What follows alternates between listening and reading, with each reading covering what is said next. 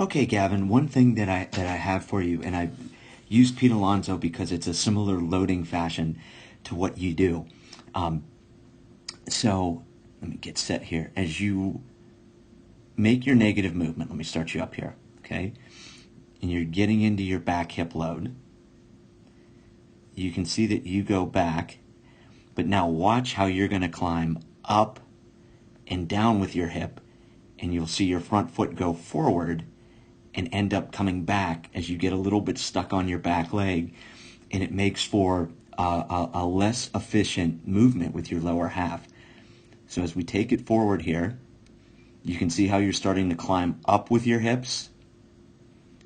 Now if you watch your foot where it is relevant to the net there, you can see how as it comes down, how much it's coming back because we're a little bit stuck on our back side. Now, as you get your heel down, I really like the way that you still have your hands back. I really like how you have your back elbow starting to work independent of your hands. But from right there, you can see that you're set up to be a little bit more around the ball. And as we watch our whole flight path, and I know it's one swing, but this is something that I saw on each of yours, you can see how your direction is more around. And it comes from the way that you set yourself up, rocking into hip load, but now we want to feel ourselves going forward more than up, down, and backwards.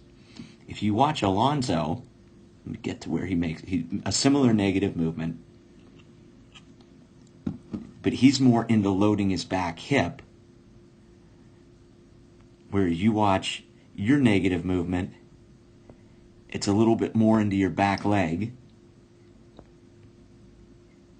His negative movement is more into his back hip. As you watch Alonso's back hip, here you can see immediately how it starts going forward.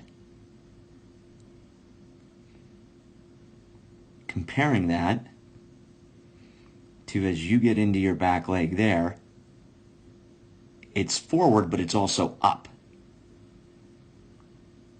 See how the motion is up? Let me get my fingers set better here.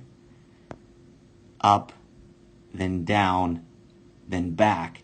And you can see as you watch your hips, how the natural motion is starting to come out and around a little bit. Whereas you can see Alonso, get my fingers set, loads his back hip and gets going forward immediately. You can see how he keeps driving straight into the ground. Versus more into our back leg, up, down, and now we're starting to rotate as our foot comes down.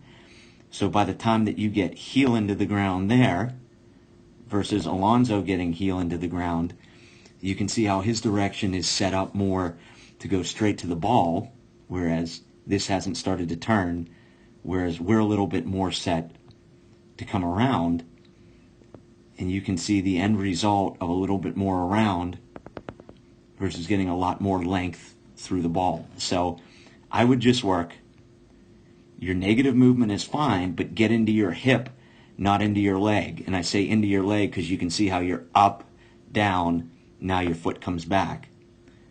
Whereas Alonso, into his back hip, but gets going forward, and then you can see all of that motion into the ground.